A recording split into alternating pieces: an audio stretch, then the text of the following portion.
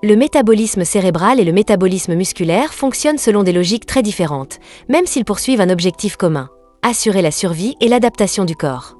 Le cerveau ne représente qu'environ 2% du poids corporel, mais il consomme près de 20% de l'énergie totale de l'organisme, même au repos. Cette consommation élevée s'explique par son activité permanente. Le cerveau ne s'arrête jamais vraiment. Il traite les informations, régule les fonctions vitales et coordonne l'ensemble des systèmes du corps. Le métabolisme cérébral repose principalement sur le glucose comme source d'énergie. Le cerveau dispose de très peu de réserves et dépend donc d'un apport régulier et stable. Contrairement aux muscles, il tolère très mal les variations énergétiques.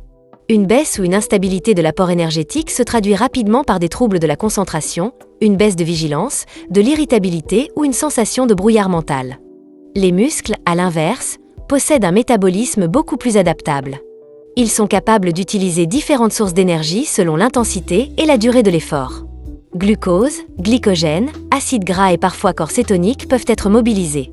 Les muscles disposent également de réserves énergétiques et peuvent augmenter leur capacité mitochondriale grâce à l'entraînement. Cette différence explique pourquoi il est possible d'améliorer la performance musculaire avec le temps, tandis que le cerveau reste très sensible au stress, au manque de sommeil et aux fluctuations énergétiques. En situation de stress, le corps met en place des mécanismes de survie. Le glucose est prioritairement dirigé vers le cerveau, considéré comme un organe vital. Cette priorité énergétique peut temporairement limiter l'énergie disponible pour les muscles, mais elle protège les fonctions cognitives. Lorsque le stress devient chronique, ce système se dérègle. Les hormones du stress exercent une pression constante sur le métabolisme cérébral.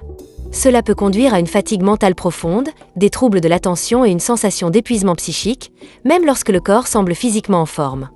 Il est donc possible d'être physiquement performant tout en étant mentalement épuisé. La fatigue musculaire et la fatigue cérébrale sont deux réalités différentes.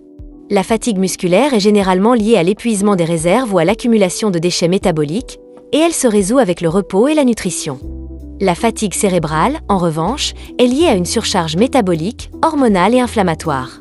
Sa récupération nécessite une approche plus globale, incluant une stabilité énergétique, un sommeil de qualité, une gestion du stress adaptée et un soutien nutritionnel ciblé. Optimiser l'énergie globale ne consiste donc pas uniquement à nourrir les muscles. Il est essentiel de soutenir le métabolisme cérébral, souvent négligé. Une alimentation régulière, une bonne régulation de la glycémie, des lipides de qualité pour les membranes neuronales et une gestion efficace du stress sont des piliers essentiels de la clarté mentale et de la performance cognitive. En conclusion, le métabolisme cérébral et le métabolisme musculaire sont différents mais complémentaires. Les muscles sont adaptables et s'améliorent avec l'entraînement. Le cerveau est exigeant et nécessite stabilité et protection. Comprendre ces différences permet d'adopter une approche plus intelligente de l'énergie, de la performance et de la récupération, en respectant les besoins spécifiques de chaque tissu.